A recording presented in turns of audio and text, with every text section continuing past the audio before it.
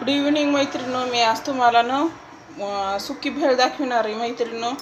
तर ह्या दिवसात मैत्रिणींनो जेवण जात नाही. उन्हात 4-5 वाजता मुलं काही पण खायला मागतात मैत्रिणींनो. मग बाहेरून आणायला उन्हात आपल्याला जाऊ वाटत नाही. त्यासाठी घरच्या घरी आपण ह्याच्यातून आपण सुकी भेळ बनवू मैत्रिणींनो. त्यासाठी लागणारे मुरमुरे लागणारे, फरसाण घेतला, इकडं मटकी घेतली, एक टमाटर घेतले मोठं, 2 छोटे कांदे आणि कोथिंबीर घेतली. चला तर मग. आणि आपल्याला लागणार आहे तिखट, मीठ, हळद आणि थोडं तेल लागणार आहे आपल्याला मैत्रिणींनो. आधी काय करायचं, चिल्ली पावडर 1 चमचा. तुमचे मुलं जर लहान असतील तर मैत्रिणींनो कमी टाका. मीठ घालायचे आपल्याला 1.5 चमचा. हळद 1 चमचा, छोटा चमचा आहे बरं का मैत्रिणींनो. हे तिखट थोडं लागतं, आमच्या जरा तिखटच खाते. आता ह्याच्यात थोडं तेल घालायचं मैत्रिणींनो. 1 चमचा तेल घालायचं.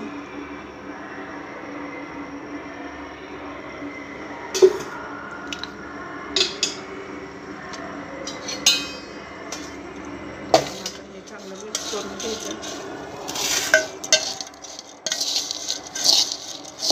जास्त चांगलं वाटते मोठ्या माणसांसाठी. आणि लहान मुलांना तुम्ही नुसती हळदच टाका, हळद आणि मीठ, थोडं तिखट. आता ह्याच्यामध्ये मैत्रिणी आपल्याला हे टाकायचं, काय फरसाण घालायचं आहे, थोडा वरी टाकायला, कांदा घालायचा आहे, कच्चा कांदा घ्यायचा मैत्रिणी, टमाटर घालायचं, थोडी मटकी घालायची,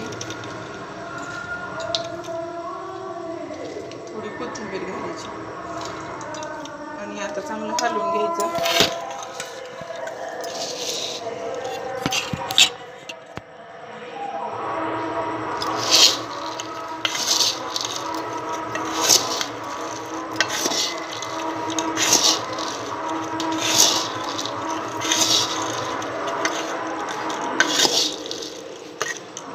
चला तर मैत्रिणींनो, मग तयार आहे आपली भेळ, कोरडी भेळ.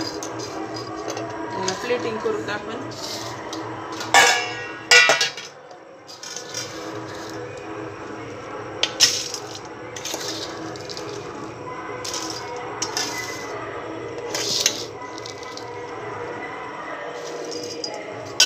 थोडी ह्याच्यावर थोडा फरसाण घालायचा,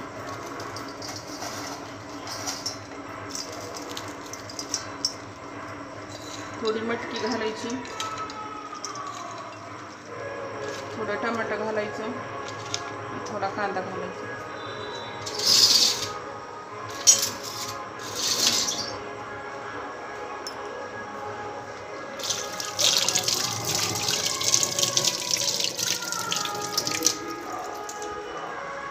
चला तर मग मैत्रिणींनो, आपल्या मुलांना अशी मटकी हे भेळ, कोरडी भेळ बनवून द्या मैत्रिणींनो.